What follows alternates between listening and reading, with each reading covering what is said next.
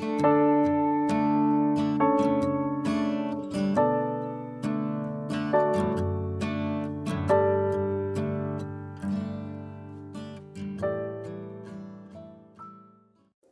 시간 주님께 안녕하세요. 대강교회 오훈 목사입니다. 6월 14일 수요일입니다. 하나님 우리에게 주신 말씀은 레위기 21장 1절에서 24절 말씀입니다. 여호와께서 모세에게 이르시되 아론의 자손 제사장들에게 말하여 이르라.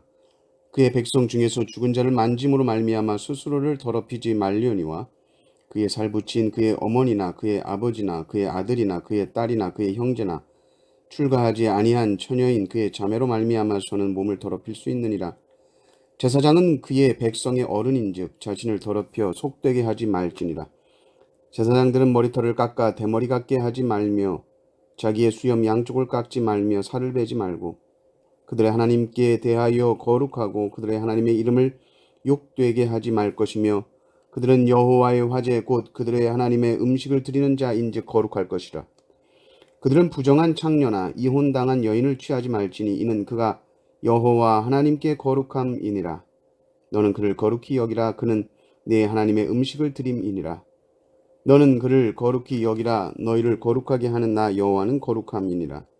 어떤 제사장의 딸이든지 행음하여 자신을 속되게 하면 그의 아버지를 속되게 함이니 그를 불사를지니라. 자기의 형제 중 관유로 부음을 받고 위임되어 그 예복을 입은 대제사장은 그의 머리를 풀지 말며 그의 옷을 찢지 말며 어떤 시체에든지 가까이 하지 말지니 그의 부모로 말미암아서도 더러워지게 하지 말며 그 성소에서 나오지 말며 그의 하나님의 성소를 속되게 하지 말라. 이는 하나님께서 성별하신 관유가 그 위에 있음이니라. 나는 여호와이니라.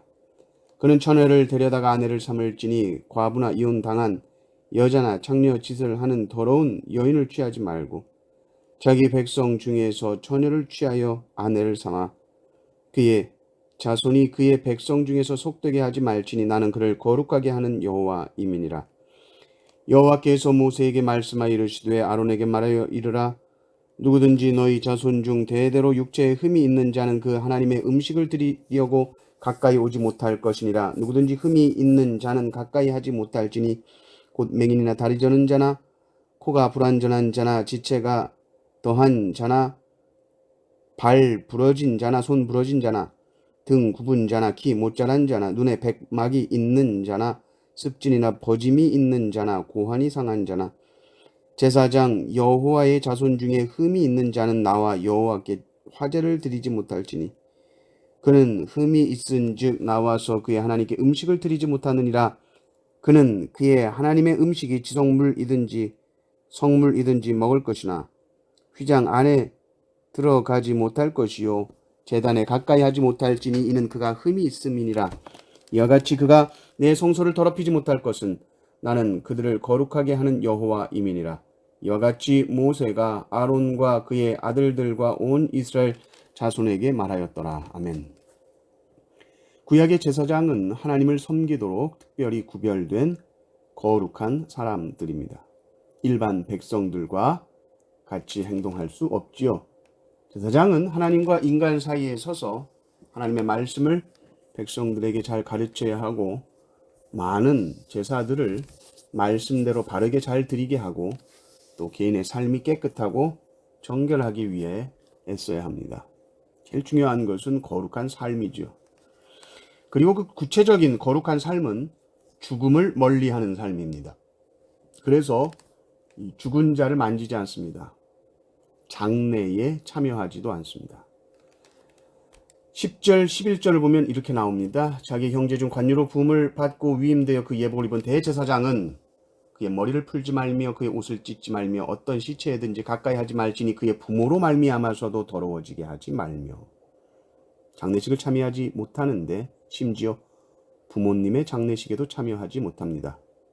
대제사장은 한 가족의 가장으로서의 책임보다 하나님과 백성 사이에 서서 이 대제사장의 일을 감당하는 것이 더 중요하기 때문입니다. 그리고 이 제사장에게 있어서 결혼이라는 것은 아주 중요합니다. 왜냐하면 구약의 제사장은 세습에 의해서 혈통을 이어서 이 제사장직을 이어받습니다. 아론의 자손만이 제사장이 될 수 있는 것이죠. 당시 이 권위라는 것은 이 혈통을 통해 온다 생각했기 때문에 이 혈통의 순수성이 인정되지 못하면 제사장으로서 인정받지 못하고, 또 인정받지 못하면 백성들을 어떻게 잘 지도할 수 있겠습니까? 다스릴 수 있는 힘과 권위가 없는 것이죠. 그래서 제사장의 결혼은 아주 중요하고, 그래서 결혼하게 되는 배우자가 중요합니다. 사람들 입에 오르내릴 어떤 그런 사람과 결혼해서는 안 됩니다. 깨끗하고 순결한 사람과 결혼해야 된다. 또 이 제사장은 신체적인 결함이 있어서는 안 됩니다.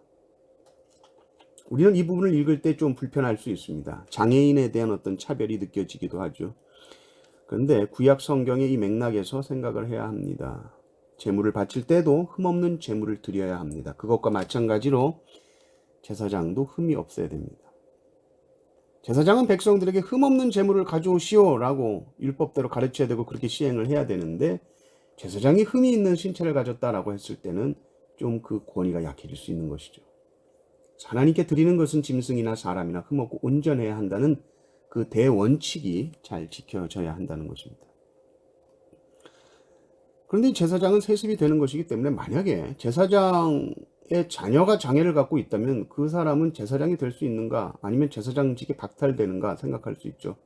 제사장직이 결론적으로 말하면 박탈되지 않습니다. 제사장이 장애가 있을 경우에도 제사장의 신분은 그대로 유지하고, 또 제사장으로서 받아야 하는 것들도 또 틀림없이 다 받습니다. 다만 그 제사를 직전하지는 못하는 것이죠. 지금 우리는 구약시대처럼 이 제물을 가지고 나와서 제사를 드리지 않습니다. 그러므로 흠없는 제물을 드린다는 것은 어떤 육체적인 것이 아니라 우리의 마음을 다하여 정성껏 주님께 예배하는 것이 되겠지요. 마찬가지로 흠없는 제사장을 지금 우리의 삶 속에 적용할 때도 마찬가지입니다. 어떤 신체적인 온전함을 중심으로 말할 수는 없을 것입니다. 제사장이 하나님의 백성들을 온전히 인도할 수 있도록 영적으로, 정신적으로 흠이 없어야 하는 것이죠.